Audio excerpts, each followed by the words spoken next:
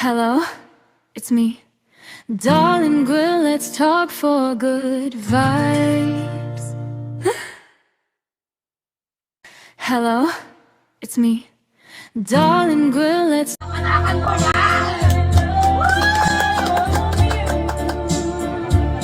Hello mga katandims, ka-Jomcar, Kalingap, kumusta na kayo? Mag-reaction na naman tayo. Pero bago yan, i-shoutout mo natin si Kuya Val, si Ate Edna, si Kalingap Rab, at ang mga supporters dito sa Team Kalingap.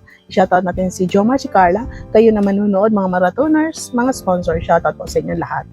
Kung naalala po ninyo, last week, anong araw yon na nag-upload si Carla ng kanyang pinsan daw niya itong dalagang magaling kumanta. Magaling siya, basta ang galing niya kumanta, ang boses niya is grabe, nakaka-amaze. At dalawang beses siya nag-upload.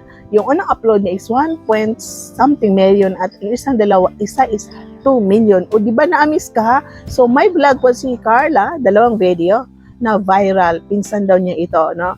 Magpapakita tayo ng short clip at dito sa ating thumbnail. Sino ba ito? Kaano-ano ba ni Carla? Pinsan daw niya ito. At dito nga po, may nakapansin na isang composer, singer, songwriter. Nakita niya itong video ni Carla dahil na viral, pinakinggan niya, na-amaze siya sa singer. Ang pangalan niya is Nafi Axiax, ganyan. Meron siyang 4.1 followers, then meron siya 6,500 na post. Singer, songwriter, sa TikTok, sa YouTube, meron siyang, sa YouTube niya 600 plus subscribers. Sa IG niya is Napiax, then meron YouTube niya ito nga. Then sa kanyang TikTok, 3.5 million, songwriter daw siya. Singer, songwriter niya. So ito ay talagang content creator, no? Ang galing niya. Kumakanta siya, pwede niyo panoorin, no? Itong ilalagay natin dito.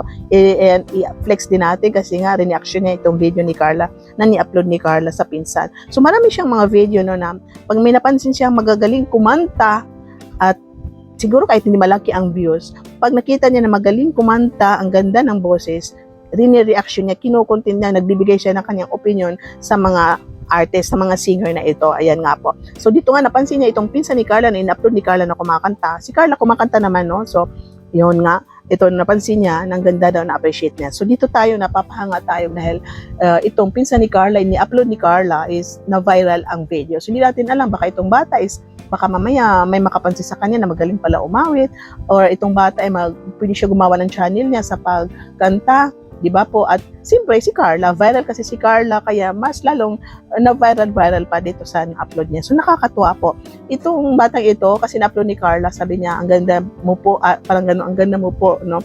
So tinanong ko, hindi ko alam kung sino, sabi daw, pinsan, kamag-anak, ano? Kasi hindi ko pa nakita ang batang niya. So yan nga po, pwede niyo po panoorin ang vlog ni Carla, no? Diyan sa kanyang channel, sa Facebook niya pala, na-upload na po niya itong dalaga na umamit at itong nag-reaction na si Nafi Ax na isa ring content creator na songwriter at saka singer. So yan po, nakakatuwa po, no? So sana ito si Carla is umawit-awit din, no? Na pwede rin siya mag-upload ng kanyang mga video. Kung nakita po ninyo na ang mga vlog ni Carla ngayon is parang active na siya sa pag-upload ng Facebook.